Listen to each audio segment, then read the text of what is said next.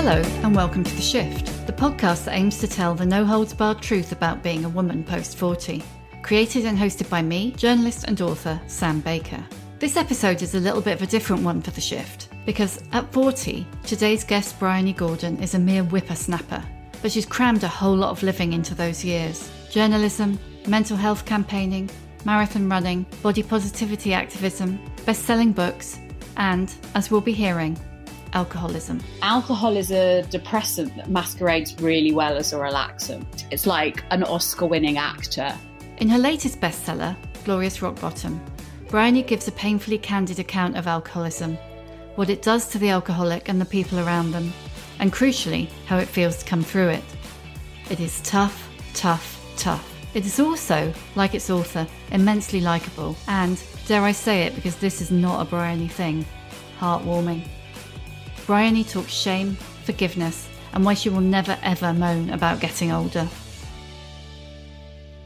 I find having a book out makes me feel completely mad. It's not so much the content of the book and like how people are going to react to it. Like I'm not worried about any of that kind of stuff.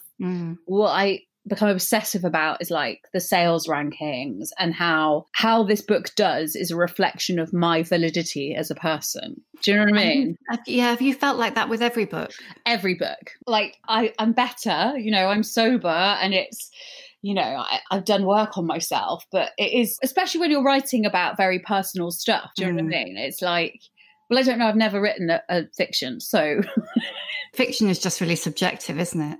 Yeah. I mean, it can be well written or badly written, but it's not about you. No, exactly. So it feels like an extra sort of like, it feels like, oh, I'm in the, will I make it into the Sunday Times bestseller list of people? Like, no, stop it. Stop it. It's just a book. If it helps like one person, then job done. Anyway. I'm not going to make you sit through a whole preamble about how wonderful you are, but I can if that will make you feel good. It's fine. You talk in the book, you talk about kind of how you're a people pleaser and you cared much too much about what other people thought and you didn't want to upset anyone and you wanted the approval and of the counsellor and all of that. That's still manifesting itself in the book charts, isn't it?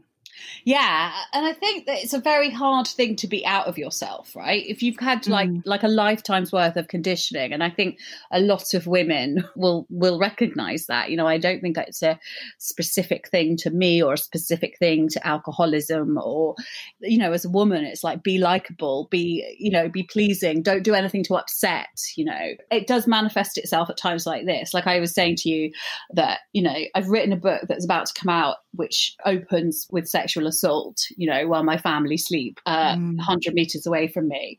And, you'd think that would be the thing I was worrying about, but it's not. Like I've done that. I've worked through that. I've exposed that shame to the light. I don't feel any shame about it now. But the way a book coming out gets me is that like obsessing, like, are people gonna buy it? Is it, is there a market for it? And it's ridiculous because one's life is not a product. Do you know what I mean? And you kind of disassociate a bit from your traumatic life experience, so to speak. And it's weird. It's also weird. Like it's weird, but I'm trying to be very grateful. Like I've been able to write a book about getting sober. That in itself is a miracle, and that it's being published.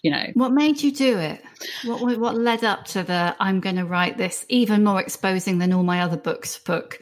Well, I didn't really feel like I had a choice. Like I've always done that thing of writing about the things that have made me feel bad about themselves, to try and help other people feel good about themselves. Like for me, exposing the darkest elements of my life has been really helpful because it allows me to realize that I'm not the only one, and that actually the darkest recesses of my mind are very similar to the darkest recesses of lots of people's minds. And totally. And I've always said that what all mental health issues and all mental illnesses have in common, from depression through to psychosis and alcoholism and beyond, is that they lie to you and they tell you you're a freak and they tell you that you're alone and they tell you that no one's going to understand what you're going through. And they thrive in a culture of silence, and much like an abuser in a way. And the moment that you talk about these things and get them out there and people come back to you, in a way, for me, it's a sort of, I suppose it's a validation thing again, but it helps me. It helps me every time someone reads something I've written about like the darkest times of my life and then comes back and goes, I have felt that too. Because I remember I am not a freak. I'm just a normal person with a brain that sometimes fucks up and malfunctions. Like I just didn't feel like I had a choice, not in that the publishers like pinned me down and said, you have to write a book about getting sober. It just sort of fell out of me. And it's my 5th book and some of the hardest subject matter I've written about. I was in the studio the other week reading my audiobook. And I sort of like, I don't know how I wrote that. Like, it's almost like it was a different person. Does that make sense? Like you go into this sort of weird zone, don't you? How was it reading it out loud? Asking for a friend. I'm starting recording mine tomorrow. Rereading stuff that you've written is, especially, it was fine. It was just one of those things I had to do. I cried at the end. And I've never cried at the end of recording an audiobook before. I think it was like, for me, it was a moment of really realizing how much better I've got and how unwell I was 3 years ago. If you're lucky enough to get sober, you work through stuff in a very kind of meticulous way. And then you move on, you move on from the really dark stuff. You apologize for it to whom you need to apologize to and all of that. It's that thing of exposing shame to the light and it dies. And then you can move on and you can be of help to people and you can, live your life and be of service to your family and your friends and all of that. And reading it out was very much like going back to the beginning. And it's a good thing because it reminds me of how dark it got. My life is so functional now. Like, I got up this morning and I went for a run at 6 a.m. and then I had done lots of work and before like 11 a.m. and then, I'm productive. I'm like a normal human being, Sam. Do you know what I mean? God forbid. And I have to remind myself every day of how unmanageable my life was because of alcohol. And it's really funny, just before this coming and talking to you, I was trying to find a picture of myself in like the last days of my drinking. And you always get those like before and after pictures that show the progress. I couldn't find one that showed how awful it was. For a lot of people, alcoholism is such a hidden illness. People manage to like hide it. And I remember someone saying to me that I had a constitution of an ox. And I was like, actually, I'm more of a duck, serene above water, but like frantically paddling to stay afloat. And that was what my alcoholism was like. I guess it's such a common illness. Writing that book was like forgiving myself for what happened. And then hoping that someone might read it and start the process of being able to forgive themselves, because it's not like the Marvel universe where you're either good or you're bad, We all make mistakes. We all fuck up, and we all should be able to have the chance to move on from those mistakes and process them and learn from them. And if we want people to get better from things like alcoholism, we need to talk about the reality of it. And not talking about the reality of it causes a lot of pain to a lot of people, not just the alcoholics and the addicts themselves, but all the people around them who, against their better judgment, love them. For a lot of people, alcoholism and addiction is like a double whammy of a mental illness, in that you're self-medicating something else, and like a deeper inner pain. And that was certainly the case for me. I had very, very bad obsessive compulsive disorder as a child, all the way through my life. And when I was able to pick up a drink at the age of 14, I was like, wow, this is the cure. This is the cure. Now, of course, it's not. So interesting, isn't it? Alcohol is a depressant that masquerades really well as a relaxant. It's like an Oscar-winning actor, and it's dangerous for a lot of people. Not everyone. Do you know what I mean? There's plenty of people that can have one or two with their dinner and book isn't for them, I'm not one of those people that's like, ban alcohol, it's evil. Do you know what I mean? Because there are plenty of people who can take it or leave it, and good for them. But there are plenty of people that can't take or leave it. And I just wanted to talk about it in a more kind of balanced way, really, because every time alcoholism is sort of portrayed, it's a bit like mental illness. It was, it's always padded cells. And that, of course, is one depiction of mental illness. And we must not get away from that. And perhaps we've got a little too far away from it. If I wasn't sitting on a park bench drinking a cheap bottle of off-bought vodka out of a paper bag, and if I hadn't lost everything, how could I be an alcoholic?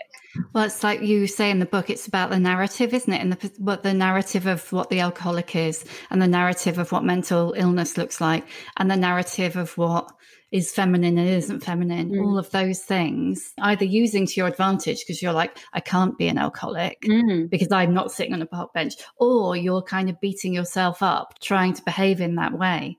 It's interesting you say that, if people can drink in moderation. Horrible word, moderation. This book isn't for them, because I actually think reading this, weirdly, whilst it's the toughest of your books that I've read, I think there's loads in it for everyone. I mean, there are moments of complete darkness and bleakness, but the recovery process, you know, talking about forgiving yourself and shame and the people pleasing, and how recovery is a feminist act. A lot of my drinking, when I like really drill it down, it was about being the woman I thought I was supposed to be, you know. It was about numbing any kind of excess feelings I had. And it was about fitting that mold of the compliant, pretty, sexy woman, you know, acknowledging that I can be the person I am without having to drink in a way. You know, for me, has been a feminist act. It's about like the kind of, it's about accepting myself for all of who I am and not just the bits that society might find appealing or that might fit in this kind of notion of what's right and how we should be. I am a messy person, and most people are.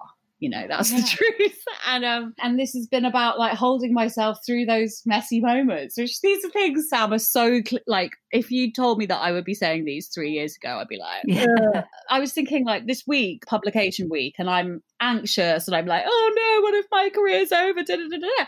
And I started sort of thinking about, okay, how can I stop being that kind of person that gets anxious about work, you know, and the whole world is about to end. How can I stop being that? And then I realized that was the wrong question to ask myself. It was like, how can you just accept that that is the kind of person you are, and that sometimes there's going to be those moments and they will pass, and that's fine. The offset of me being like that is that in other ways I'm like this. Do you know what I mean? That are really positive. So the fact that I'm sensitive and I care and whatever is what's led to, say, me writing this book in the first place, which will hopefully help people. Or it's, does that make sense? Like, yeah, totally. So you've got to take the rough with the good. This is kind of a lot where I was coming from with my book. The shift is, for me, it's like, what is it that made you get out of the box and to see the box for what it was? Because the box was going to kill me. If I didn't stop drinking, I was going to die. That was what I realised. I was going to die either by accidentally choking on my own vomit. I was going to die by killing myself. And that was somewhere my brain had gone quite a lot, and increasingly it was getting closer to the kind of like, anyway, or I was going to die, worst of all, by living this sort of miserable Groundhog Day existence where I had to drink myself numb to get through the day. When I talk about my rock bottom, like my last night of drinking wasn't any worse perhaps than things that had happened before. In fact, sometimes my drinking was far worse, you know. But what changed was that I was like hollowed out by self-loathing. And I knew that if I didn't grab on to that one little tiny bit of self-respect I had left, that hadn't been killed by the self-loathing, I was going to lose everything. I had to accept the truth about myself. I was an alcoholic. I'm lots of other things as well. My life wasn't worth living as it was. And I'd made alcohol the most important thing in my life. Can you pinpoint in any way what made you have that realization, though? So I wrote Mad Girl, which was all about my obsessive compulsive disorder, and it did really well. And, you know, like I always talk about how on the outside my life was, you wouldn't have known I was like really struggling. You know, my career was the most successful it had ever been. I was like running marathons, that kind of thing, raising money for charity. I'd set up my own not-for-profit. Yeah, you made the rest of us feel like a total slacker. But I was really immersed suddenly. When I wrote Mad Girl, which was to try and help people who had this form of OCD I had, I was like, oh, now I'm helping everyone else. My OCD must be sorted out. You know, the truth was I was basically self-medicating with booze to try and sort out my OCD. And the more immersed I became in this mental health community of campaigning and meeting other people, and then in the evening, I'd be like going home and drinking. I couldn't ignore the fact that alcohol was something I was using to numb the way I was feeling and to numb out all of the kind of shit. And it's like the more your eyes are opened to recovery and the possibilities of it, the less able you are to do the bad things you're doing. So I was meeting loads of people just like me, and I was seeing how they were dealing with life. And I was beginning to learn that the way I dealt with life wasn't perhaps the only way to do it. And I was seeing these other ways of living. I kept meeting people that happened to be sober, who happened to have got sober. And I wasn't appalled by them. I was like fascinated. I was like, so you used to drink all the time and now you don't drink at all. I was like, and you're not really boring. Yeah, tell me about that. And I get you. I sort of feel a kinship with you. Do you know what I mean? Like, you seem to get the way I do everything, like, So it was a slow process. I mean, arguably it was my whole life was leading up to getting sober, you know? And now my life has really begun. Oh, it's so cliche, Sam. No, do you know what? It is, and it kind of isn't. I feel like I'm 40 now, and I feel like I feel the youngest I've ever felt. Like, genuinely. That's so interesting.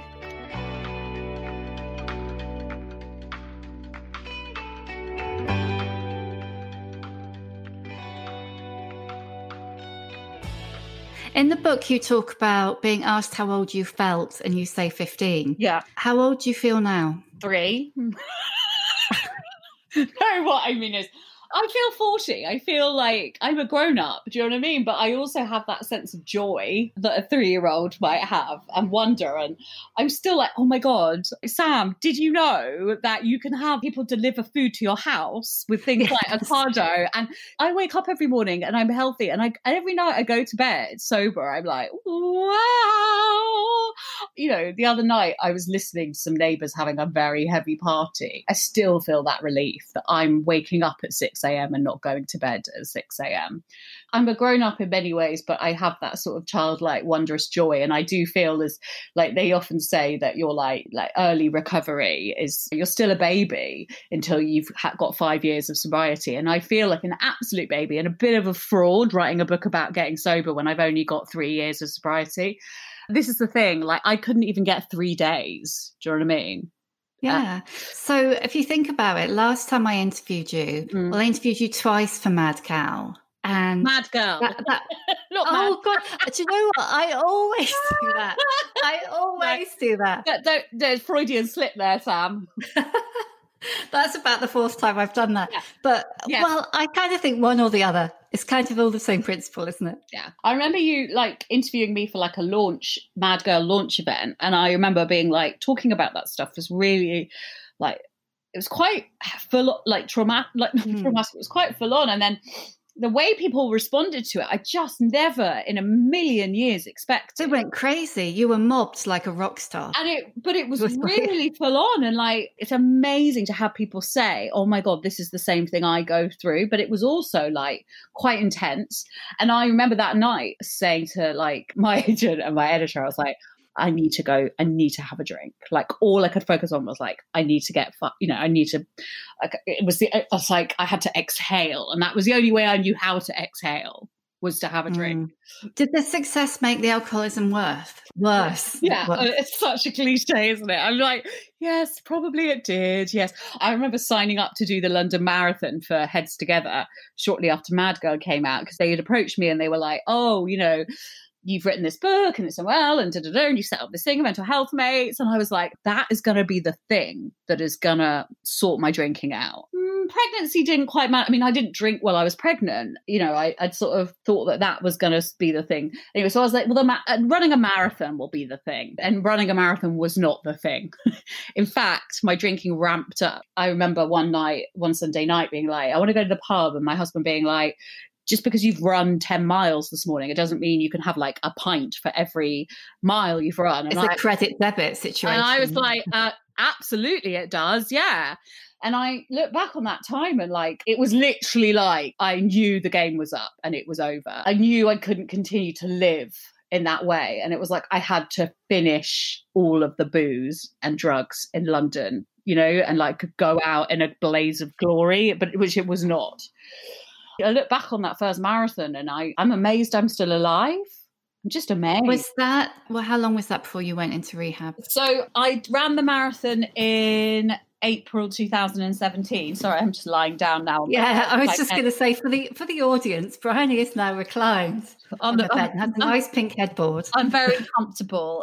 This is an IKEA blanket over my mucky headboard. Anyway, I did the interview with Prince Harry in March 2017, like career high. Right. Did you interview Prince Harry? I don't know. Oh my God, I never knew. And I was in rehab by the end of August. So 3 years ago in 3 weeks? Yeah, my birthday. That's the birthday that counts. Your second birthday. Yeah, that's the great thing about getting sober is you get 2 birthdays like you're a queen, like the queen you are. Yeah. So 40 and 3 years sober by the time this comes out. Yes. How does that feel? I'm just so proud of myself.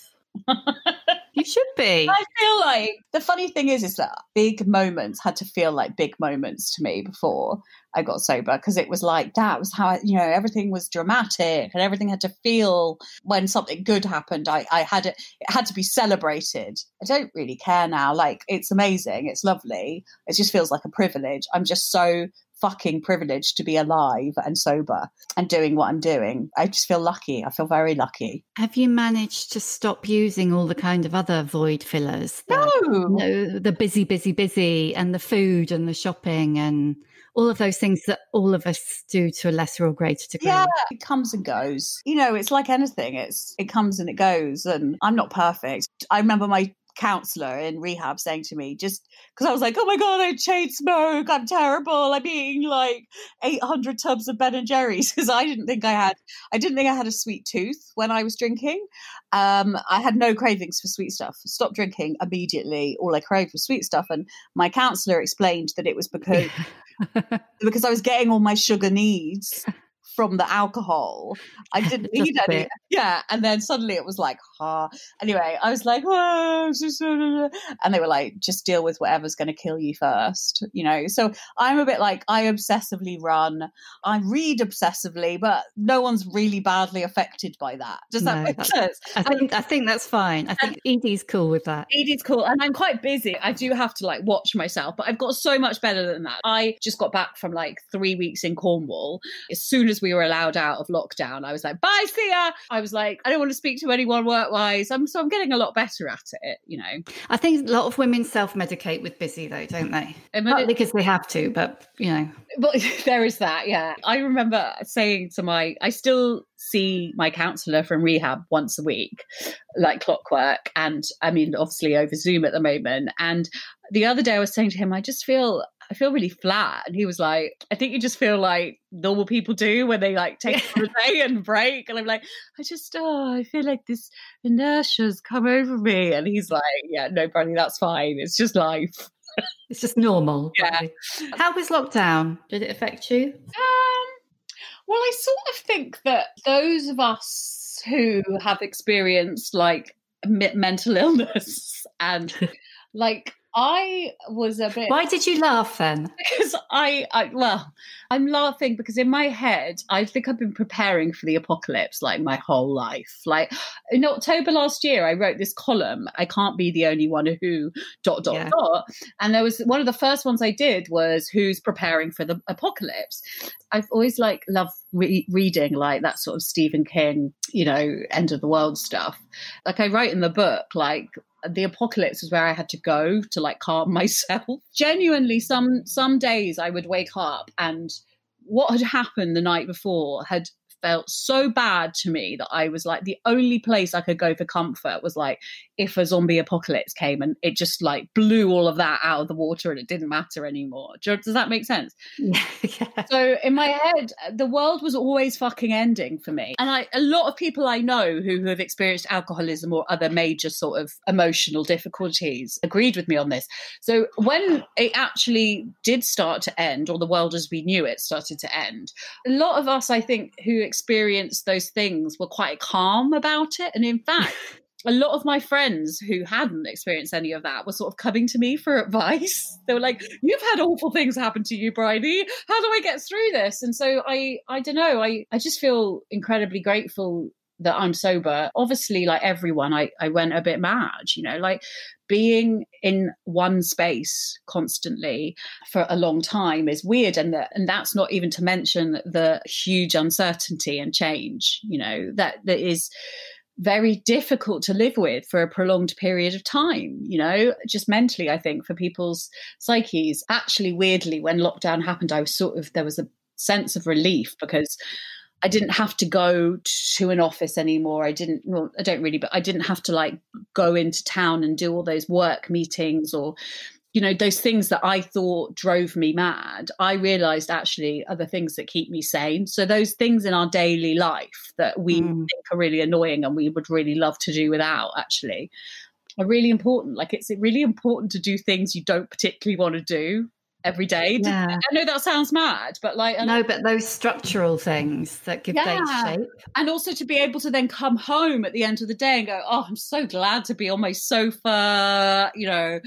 So I think that has been a weird thing for a lot of people to get their head around. Like, a lot of people say this, like, I feel tremendously lucky to have this sort of program in my back pocket. So I may not drink anymore, but I'm still an alcoholic. And so I go to 12-step meetings almost every day online. And, you know, and I feel really lucky to have that. Like, I never thought I'd say this, but I am so glad to be able to have a space where I can go, my name's Bryony and I'm an alcoholic, and to be able to talk with people who get that, and, you know, and we can talk about life and how it makes us feel. And, you know, I forget that a lot of people don't have that. So in a way, your structure wasn't taken away. The meetings were, and the going into town and all of that, but there was an anchor in your day every day. Yeah, and I do feel really lucky. I feel really lucky, you know, and I never thought I'd say that. Well, I'm not really supposed to talk about 12-step meetings and stuff like that because I like anonymity and stuff, but it's incredible. Like, it just blows my mind, the kindness and the unconditional love that exists in this world that we don't see. You know, it's just there, and these incredible people, and that has, you know, it keeps you going through lockdown. You know, it's where has cynical Bryony gone? She's gone. She's gone. She is, but I say that in the book. I'm like, the more sober I get, the less cynical I am. And I find it really hard to do. Like, as a newspaper columnist, that bit of my job, I find increasingly hard to do because I'm like, that's what you're meant to do, isn't it? I hope that they pay me for my insights into mental health and all the rest of it. You know, it's difficult. Like, I find it hard to be cynical. I just want to kind of love everyone and accept them for who they are and help them through. And, you know, I bet your boss is thrilled. She's like, no, 800 words on why that person X. Yeah. I get, you know, that. I'm like, no, I'm not like, will you write about the Harry and Meghan? But no, I won't. Oh God, yeah, you're the last person who's going to do that. Well, exactly, there's that. But like, I just have no interest. I don't have any interest in reading that kind of piece anymore. But I do think generally, Sam, we're much less tolerant of that form of journalism, aren't we now? People don't want it. Like, people don't want it. They don't want to. People want to read stuff that is opening their eyes, their understanding, and allowing them to be more compassionate. And I think that's fantastic. Do you know what I mean? It's really interesting how it's all changed. I mean, one of the things that for me used to be a hallmark of your writing was you didn't use other people as the punchline, you used yourself. Yeah. And Glorious Rock Bottom is the first book where you haven't been the punchline of that book. There's no punchline. No. Well, yeah. I mean, you're always trying to find the next gag, but all of your previous books, there always was the next gag, and the next gag was always you. Yeah. How are you finding that, writing without constantly being the butt of your own jokes? It's nice. Is it hard? No. If people find it boring, then that, you know, I'll have to go and get another job.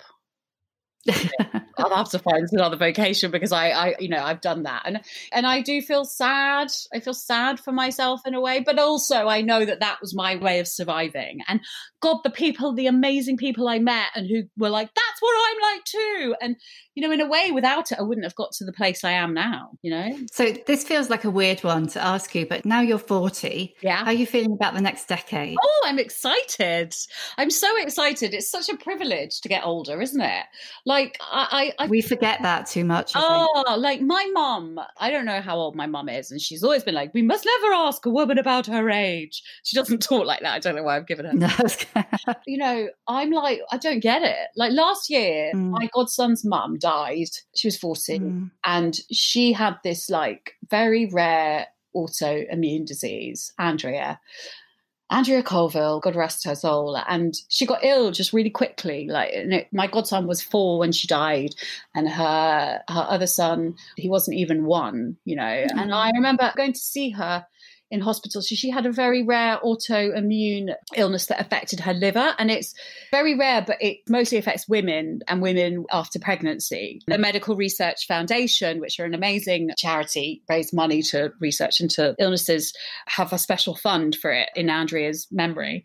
It's the Autoimmune Hepatitis Research Fund run by the Medical Research Foundation. And it's researching into autoimmune hepatitis, which is what Andrea died of. But I remember going to see her in hospital towards the end, and it was like, it didn't make any sense to me how, like, there's me who's like drunk myself to oblivion. Do you know what I mean? And I'm fine. And then we joked about this, and she didn't really drink. And then this tragedy struck out of like a clear blue sky, and I realized how lucky I am to be alive, and how lucky we all are to be alive. Do you know what I mean? And for Andrea's sake, and I just feel like it's really important that I for the rest of my life remember the privilege of being alive. Do you know what I mean? And the joy of life. And so turning 40 is like, what a joy, like what a fucking joy. And lots of people don't get to turn 40. And I will be so lucky if I get to turn 50. Do you know what I mean? And so that's how I try and, like, it's just a relief. And in terms of my own sobriety as well, like, Sam, there were times I shouldn't really be here. I just shouldn't. There are huge portions of my life I don't know anything about because I was blackout. I was in blackout. And I would come to the next day or the day after or whenever, and I would have marks on my body and there would be stains on my clothes that suggested things happened that were dark. Yeah. And I shouldn't be here. And so I thank my lucky stars every day that I am. And so in short, as long as I stay sober today and tomorrow and every day after that, who knows where we're going to be or what's going to happen? Christ. Think back to the beginning of the year, and I was going to say, after this year, nobody knows. Anything could happen. Exactly. On that note, I'm going to ask you a few shallow questions I always ask at the end. Okay, cool. First of all, give me a book recommendation. Oh, a book recommendation. I'm reading a book at the moment called Love After Love by Ingrid Pursued, I think. Yeah, I don't know how you pronounce that. Anyway, it's fantastic. I love it. I don't want it to end. And I think I might end it tonight. Yeah, it's just wonderful. Set in Trinidad. I don't want to give too much away. Joyous. Great. What one thing would you like to tell younger women? It's all going to be okay. That's the first Bryony silence we've had. Like, I'm sure I've answered this question before, but it changes every day. But it's all going to be okay. You're wonderful, just as you are. Yes, it's so hard to believe that, though, isn't it? It is, but you're here. It's a good bit of advice. You're here for a reason, baby. What would your superpower be? Sitting with my feelings. I've written that in the book. I'm like, if I manage to get to a year sober, Marvel are going to ask me to join the Avengers. And my husband was like, what's your superpower? And I'm like, sitting with my feelings. I'm like, take that, Thor. Take that, Iron Man. Oh, it's a surprisingly big thing, though, isn't it? Yeah. Feelings and having them. Yes. And letting them be. Exactly. Who is your old bird role model? My old bird role model? God. Yeah.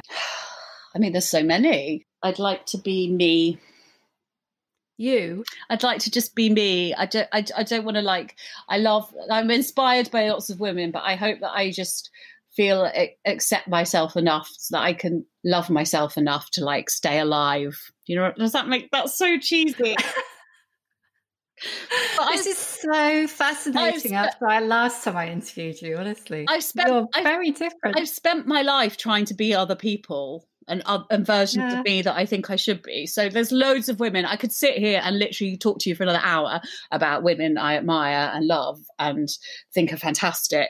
But, we all have them. And I feel like I want to stop trying to be other people and start trying to be me for the next 40 years. That's a really good answer. I think that might be the best one yet.